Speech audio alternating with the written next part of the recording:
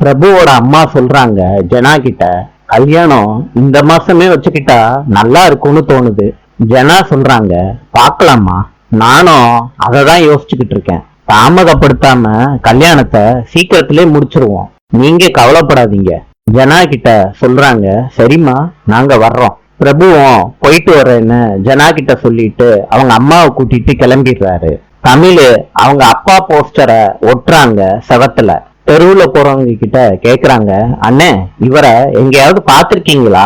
இல்லன்னு தமிழ் கிட்ட சொல்றாங்க. தமிழ் சொல்றாங்க, அண்ணே கொஞ்சம் யோசிச்சு சொல்லுங்கண்ணே. தமிழ் கிட்ட சொல்றாரு, நான் இவரை பார்த்ததே இல்லம்மா. தமிழ் சொல்றாங்க, அண்ணே பாத்தீங்கன்னா இந்த நம்பருக்கு கால் பண்றீங்களா? சரிம்மான்னு சொல்லிட்டு போஸ்டரை வாங்கிட்டு போயிடுறாரு. போலீஸ்காரங்க காப்பி குடிச்சுக்கிட்டு இருக்காங்க.